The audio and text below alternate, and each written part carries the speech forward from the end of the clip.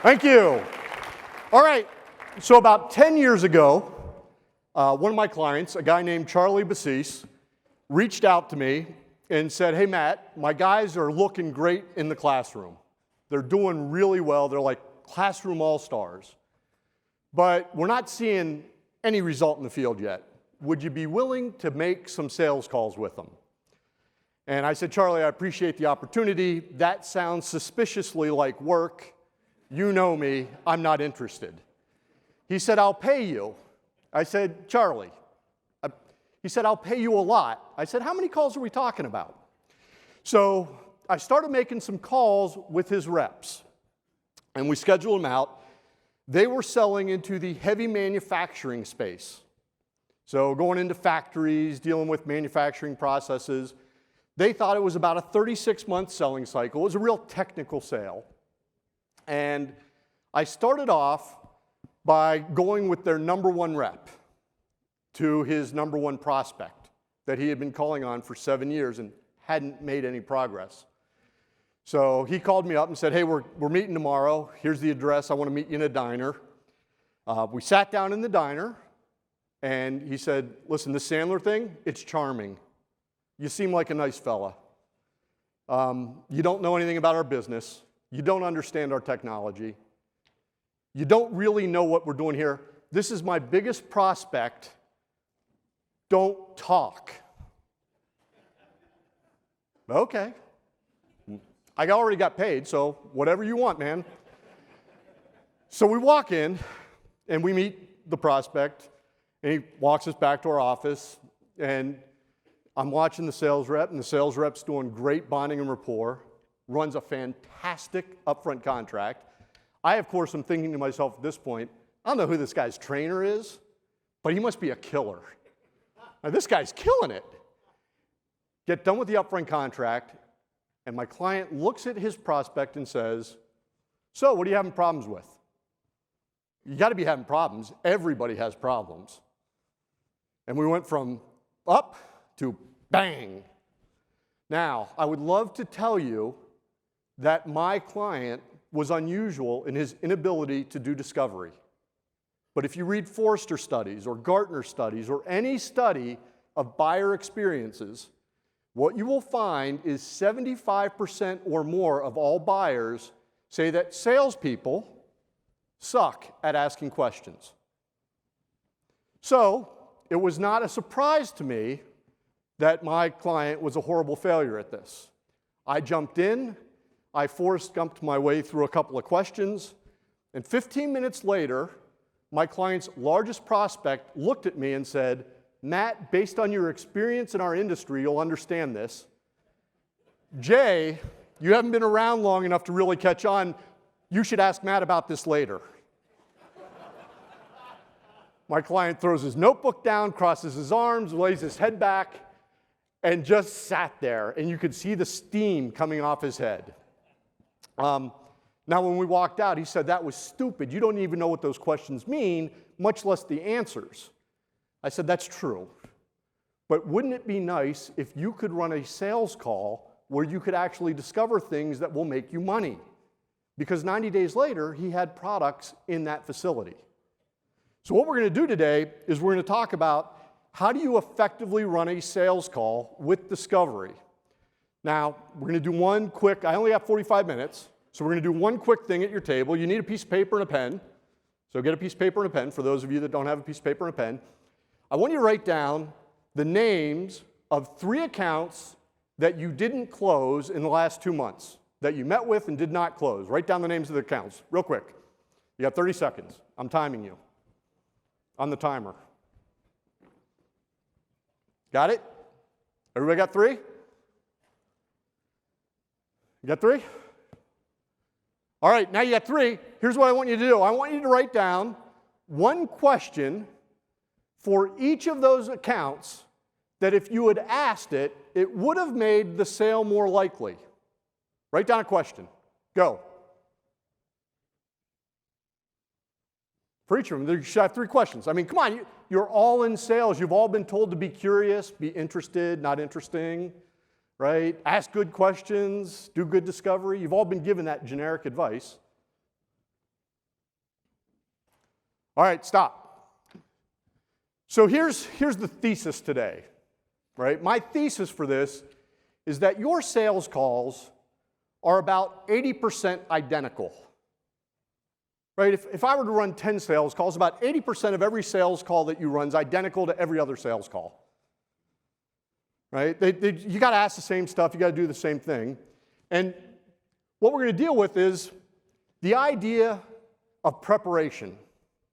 So in 10th grade, Mrs. Wentz, English, had us read Madame Bovary. The author of Madame Bovary, Gustave Flaubert, said, "You should be steady and well-ordered in your life, so that you can be fierce and passionate in your work." Now, he didn't really know this, but what he was talking about is a concept called ego depletion. Ego depletion is probably one of the most studied psychological concepts in the world. And what it says is that we all have a certain amount of creativity, and we all have a certain amount of discipline. And if you've ever played a video game, they're like little power bars in our backs.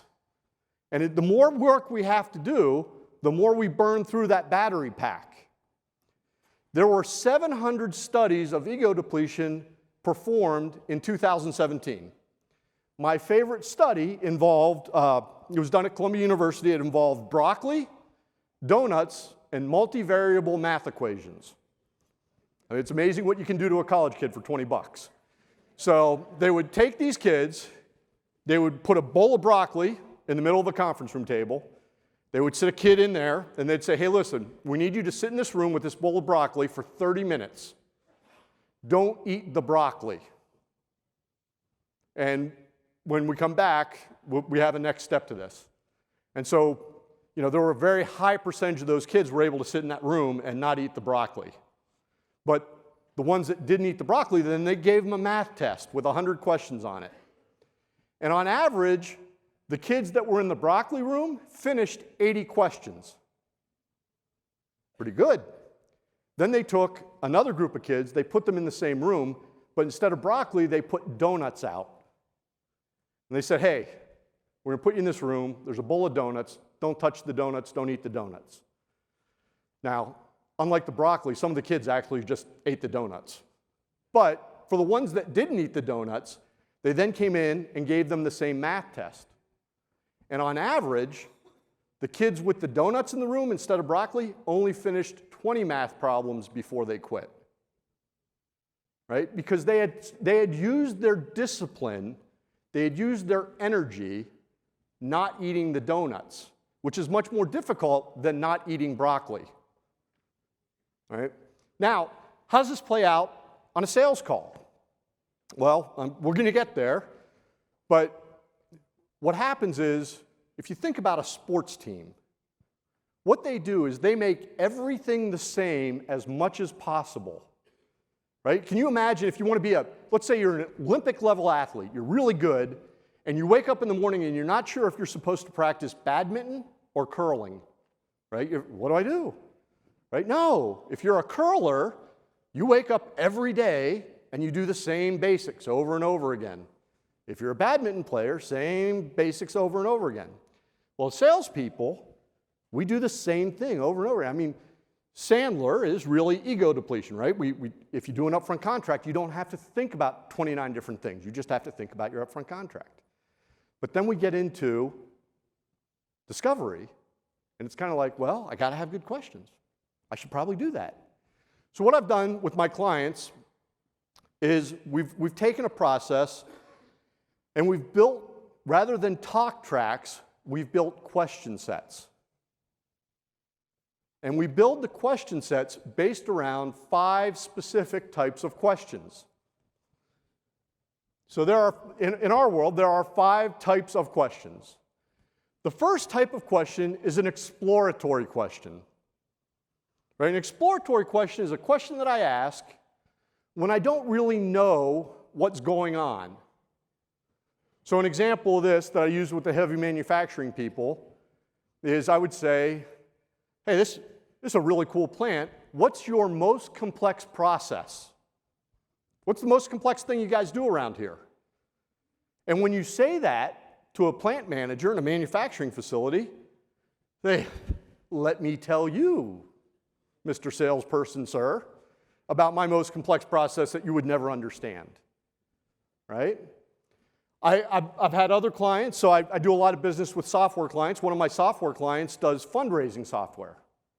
So they sell to nonprofits to run, has anybody ever been to a silent auction? You know, where you get the $35 gift certificate and you only have to pay $250 to get it? So they make the software that creates that possibility.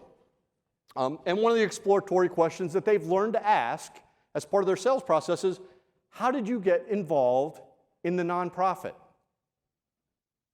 What made you want to work for this cause? Now that gets them talking, right? That allows them to get rewarded for giving me information. One of the questions I like to ask is, you know, hey, listen, I appreciate you having me in.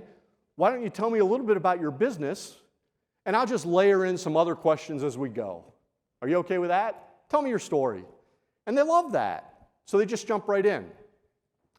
But once they start to give me some big picture exploratory stuff, I move on to my second type of question. Diagnostic questions are the questions that are sequenced. So for example, what's your most complex process becomes, well, if that's your most complex process, can you walk me through the steps from the front of the plant to the back of the plant when it's finished? And we got people that had 37, 38, 39-step processes to actually make a product, right? Now, one of the nice things when you start to have a plan like this is you can start to combine things. So, has anybody here ever met with a financial planner or is a financial planner? Good. All right, so you meet with a financial planner, they come in, they start writing real quick, and they say, hey, here's the deal. If we save 138% of your income for the next 7 years, and then we bump it up another 20%, you should be able to retire 40 years from now on half your current standard of living, right? Everybody been through that? But one of the things I like to do with my clients when we start the process is I say, hey, I want you to do this, but I want you to combine these two. You walk into a sales call, hand your prospect a blank piece of paper, right? And then ask them at the top of the piece of paper to write how much money they currently have on hand to retire. Right? Now, the reality is whatever they write's wrong because they have no idea what they actually have saved. Fair? And then, at the bottom, have them write what they think they need to have to retire. Right? So now, they've committed to the top, they've committed to the bottom. And then say, just, why don't we do this? Write down what you're currently doing to grow from where you are to where you want to be, and I won't talk about anything that you put down. Now, the beauty of that is, I have now done exploratory. I know their big picture, beginning and end, and of diagnostic. I know the steps they're currently going through, and they're probably comfortable with them. So it gives me an ability to see the process, right? So diagnostic questions are all about steps and flow and process and what are you doing and what do you do after that and what do you do after that and what do you do after that. And it's very structured. The next one is presumptive. Presumptive, going back to the insurance world, one of my good questions for my financial planner clients is, how frequently does your current planner run semi-annual reviews with you? Right? You never have to do the presentation because you ask the question the right way, they see it. So a presumptive question assumes that they already have your solution. It presumes they already have your solution. So there's a lot of things that you can ask that presumptively, you know, when we sell sales training, one of the things I love to say is, when you looked at your current assessment of your sales team to see their individual training needs assessment, what did you think you needed to work on most? When I'm talking to somebody who's a prospect, what do they typically say? What do you mean individual training needs assessment? What are you talking about? Right? And so it gives us an ability to do a presentation through questions. Make sense? Forced choice questions are the next ones. Now, forced choice questions are awesome because what they do is they allow me to put somebody in a position they don't want to be in. And so the example that I use here is back to the financial world. My clients will say, hey, when you say that your current planner doesn't do semi-annual reviews, is that because you told him not to, or because you're not important enough for him to talk to now that you're no longer a prospect? Now they got to pick, right? So what we're trying to do is create choices, right? Which do you want to be? One of my favorite questions for pretty much every industry is when you start to talk about their current solution, and you can ask the question, is what you're doing right now working the way you want it to, or working the way you expect it to?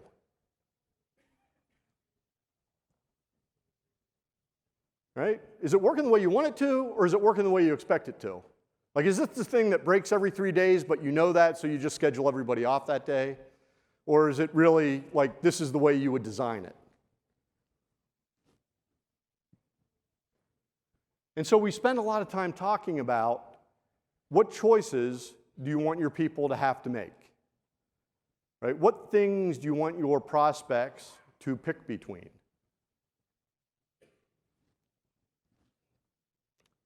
And then negative. Now, if you're a Sandler client, you've heard about negative reversing, you've heard about strip lining. But I believe that you should have, as part of your process, you should have questions that regardless of what comes before them, you're going to be negative about. So for example, I know on every sales call that I ever go on, and I try to get all my clients to do this as well, I'm going to look at my prospect and I'm going to say, based on what you've told me so far, it sounds to me like there's nothing happening that would lead you to want to change. What do they typically do when I say that? They come out of their chair. What have you been paying attention to? The last 40 minutes, did you hear anything? I'm like, well, maybe I missed it. Tell me again. Right? So you should have negative questions programmed in. You should have things that you know you're going to ask. Things that are definitely going to come up. Now, having done that, here's what I want you to do. You've got 3 accounts, right? You wrote them down at the beginning. 3 accounts you didn't close that you could have asked an extra question in. What I want you to do is I want you to come up with one of those types of questions for each of those 3 accounts. So you're going to have 3 different types of questions for your 3 accounts. So write those down real quick. Go.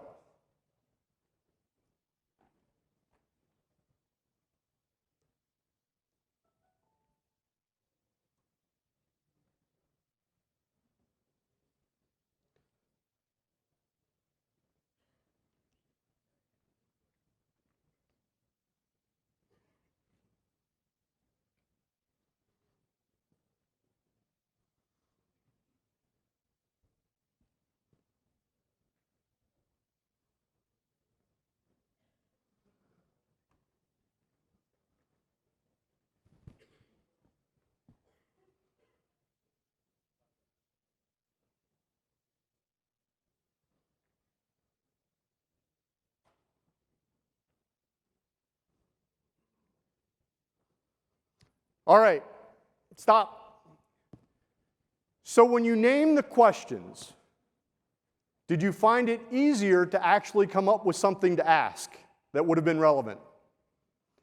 Right? It's what my clients typically find is that when they know what they're supposed to be formatting the question as, they're able to come up with the question. But we don't really stop there. Now, one of the other versions of ego depletion, how many people are familiar with the phrase fight or flight? Right? Everybody knows that that's not actually true. In nature, it's not fight or flight. In nature, it's fight, flight, or freeze. Right? Fight, flight, or freeze. And that freeze is because when you get in danger, every chemical receptor, every nerve shoots off, and you get overwhelmed. So what we're trying to do here, we're trying to put you in a position where when you get in danger, you default to, I gotta ask a question. Bang. So we try to even make it simpler. We give them a grid, and we talk about, okay, let's put those questions into a pattern. Right? So the questions are going to fall into three basic areas. And the first area we're going to spend a lot of time on is tactics and process. So I'm going to take those 5 types of questions, and I'm going to build a series of questions on tactics and process. Right? What do you do? How do you do it? What do you do? How do you do it? Why do I want to talk about that? Because there is nothing easier for your prospect to talk about than what do they do and how do they do it. They know it. It's intellectual. It's simple. They'll give you all the data in the world because it's not threatening. In fact, the reality is the person that you're selling to is probably the person that created the system you're trying to replace. They're proud of it. They want to tell you about it. Right? So you ask a bunch of questions about tactics and process. What do you do? How do you do it? What do you do? How do you do it? And then you move on to metrics or goals. Now, I'm in a manufacturing facility. I say to the plant manager, hey, what's your most complex process? They give me that. I say, well, walk me through the steps. They give me that. What steps do you measure success and failure at?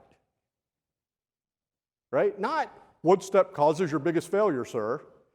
Why don't you tell me, you have 37 steps in this process. Which of those steps are go, no-go steps? What numbers are you putting on this to know whether or not it's working? And now all of a sudden I have 5 data points. And I start to gather, hey, inside this process, they got to get through these 5 funnel hurdles, narrowing it. And that metrics or goal, it's not threatening because it's what they have to measure. And it's going to be different based on where they are. There's going to be stuff that they measure inside a process. There's going to be stuff that they measure at the end of a process. They're going to have a portfolio of measurements, a dashboard somewhere where there's a whole series of things they have to accomplish. And they're going to be really happy about some of them, and they're going to be really upset about others. But if I just say, tell me which ones are bad, I have no credibility, and they have no reason to share. But the more they get to tell me the good stuff, the more it allows me to discover some of the bad stuff. So I just keep digging and digging and digging and digging. Right? And then strategy. So what are you doing? What are you measuring? Why in the world are you doing it that way? Right? Tell me what you're thinking. Tell me how'd that come about? Why do you guys do that? Right? There's a never take down a fence unless you know why it was built to begin with. Right? So as a salesperson, before you tell somebody, hey, here's what we ought to change, you better figure out why it is that they actually put it in that way. And so we're going to ask these questions. And we're going to start with the tactics and the process. We're going to move to the metrics and the goals, and then we're going to move to strategy. We're going to do it in that order because each step gets more complex. Right? If I walk into a manufacturing facility, if I walk into a tech company, if I walk in anywhere, I can talk to pretty much anybody in the company and say, what do you guys do? In what order? And they can tell me. But if I say, hey, what are you really trying to accomplish?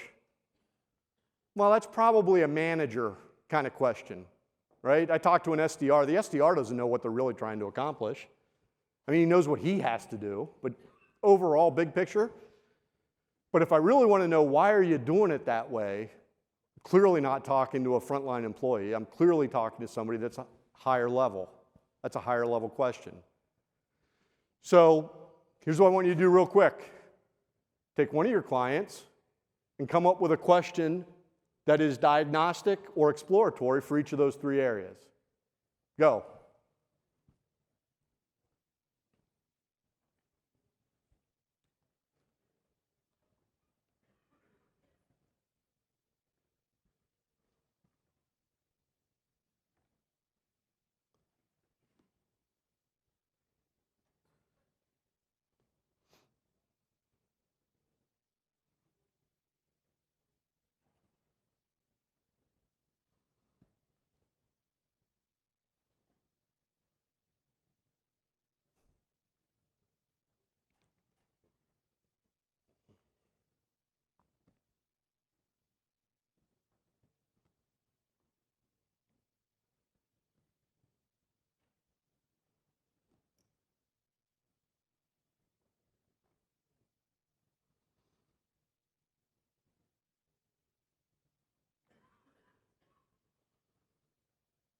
All right.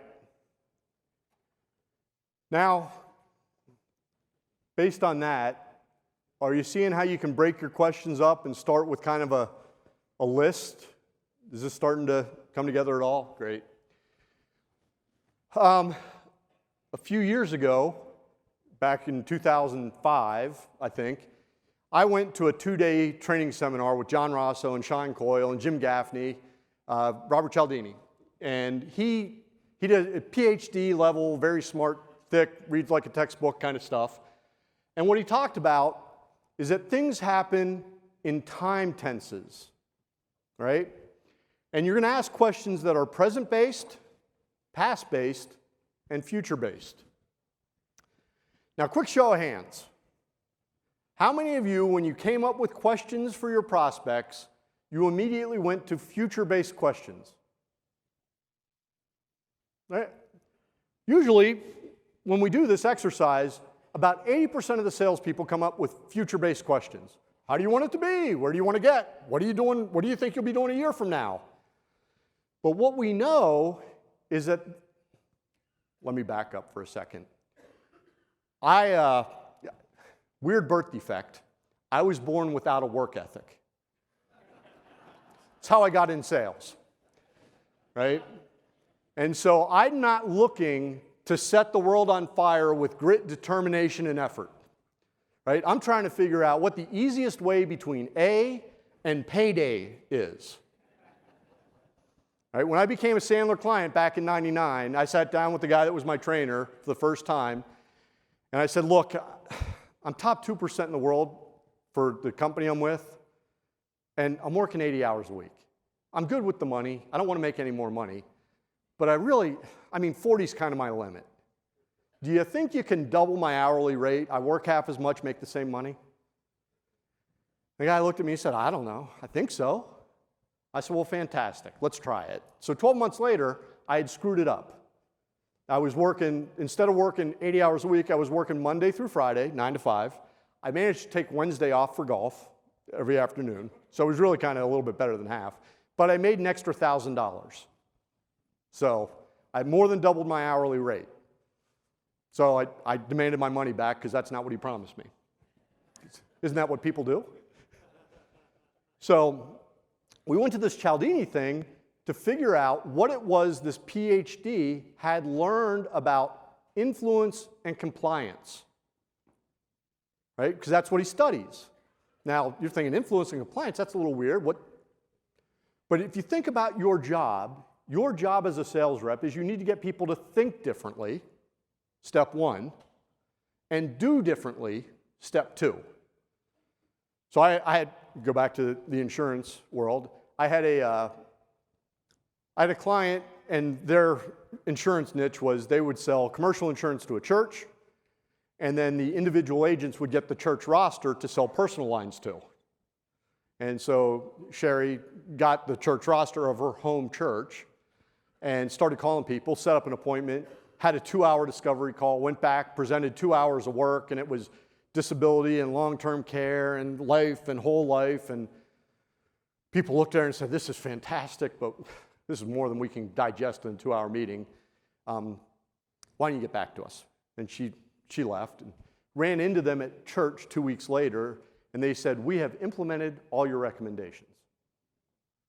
And she's like, what? And they're like, oh yeah, we called our current agent. He said it was some of the best work he had ever seen. We've done it all. Right? So she got the influence part right. She did not get the compliance part right. But she spent her time talking about the future. And what we learned at the Cialdini conference was that the most powerful thing you can talk about is present-based reality, preferably loss. Things that they believe are not going well. Right? In fact, present-based reality is twice as effective as past-based reality, which is twice as effective as the future possibility of loss. Now, when I sit with my clients, what we do is we build question sets in this ratio. Because we know, and the science has proven, that present and past-based loss is 6 times more effective at gaining compliance than future-based possibilities. So when you say to somebody, let me tell you how we'll help, you are now working 6 times harder than me. Right? And while I don't have a work ethic, I'm assuming some of you do, but I'm also assuming none of you voluntarily work 6 times harder than you have to. I'm just guessing. So here's what I want you to do. Now what I want you to do is write one question for each of those 3 clients that you started with that is present-based, tactic, or process.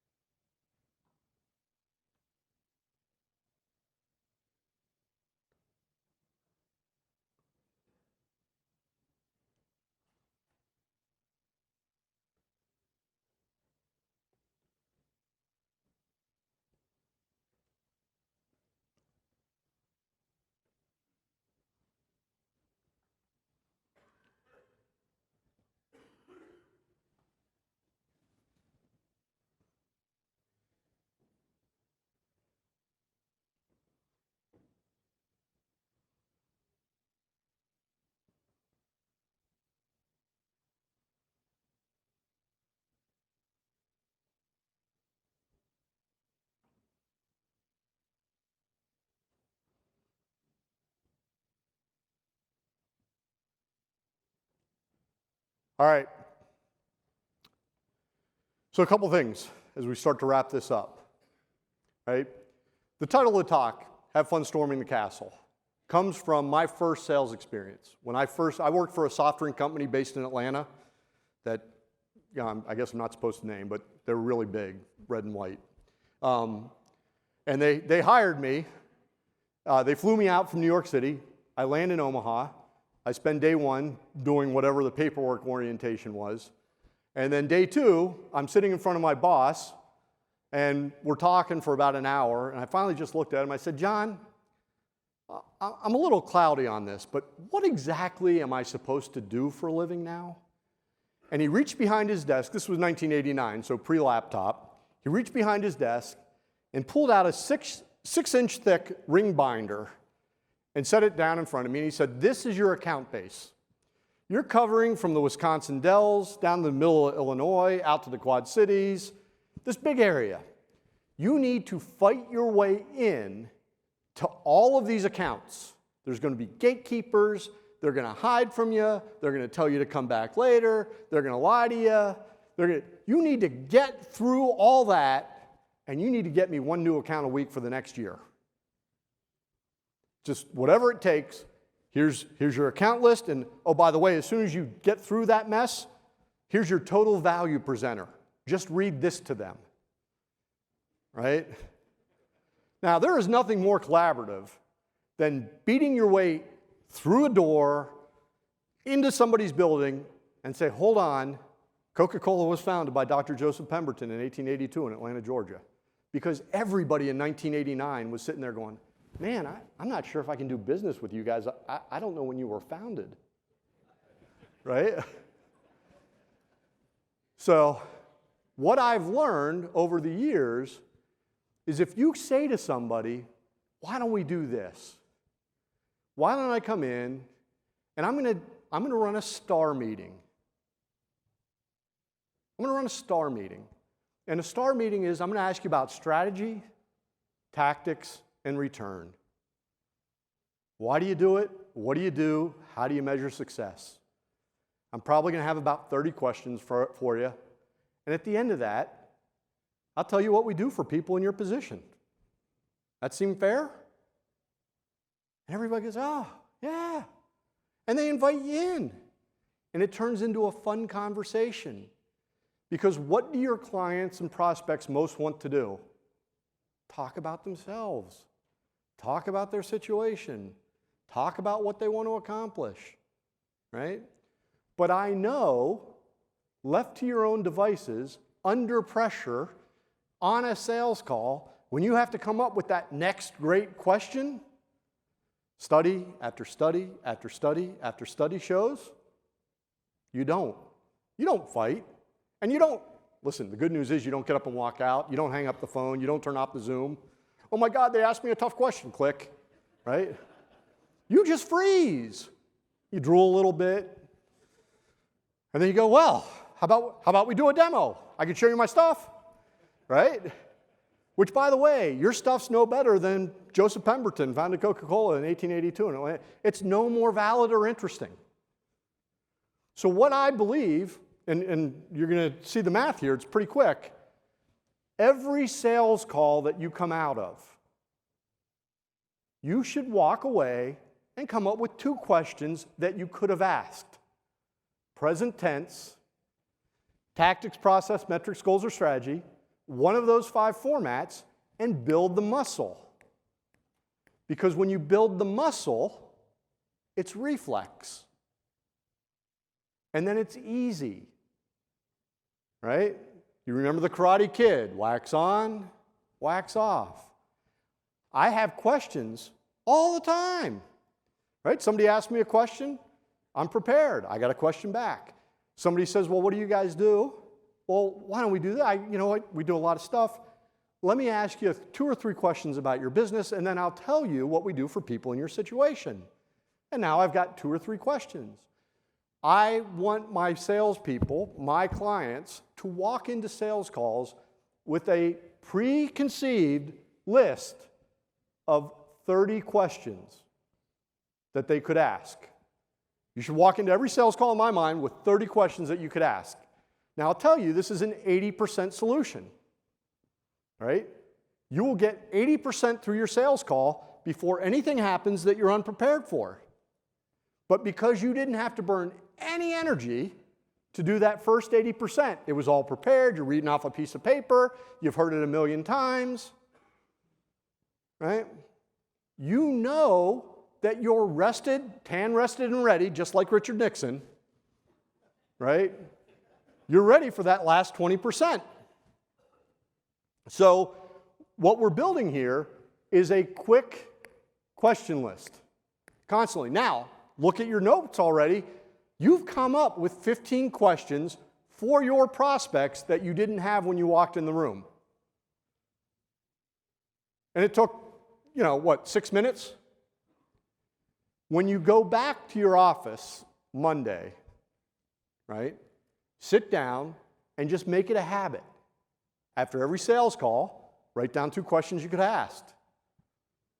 Build that list. If you're in an office with other people and you have Slack, put a questions channel up. And now everybody puts questions in. And then all of a sudden you have people ranking questions based on efficacy. Hey, I asked this, it really got a great result. Hey, I said this, they told me this. Right? One of the questions that I learned to ask that I never would have asked if I hadn't run this process was, I look at business owners now and I say, would you buy from your salespeople? If you're selling sales training, that's a very relevant question. Right? If somebody says, no, I would not buy from my salespeople, what are the odds I can fix that problem? Hey, at that point, I'm pretty much done. That's like red light, green light, yellow light. That's a red light. I can't help you, sir. Right? But when you start to collect these questions, you find those. And it's a simple question. What I can't do is tell you what yours is. Right? But you can do that because now you have the format of the questions, you have the topics of the questions, you have the time tense of the questions. And the beautiful part is you can walk into a sales call with it. Right? David Sandler said it.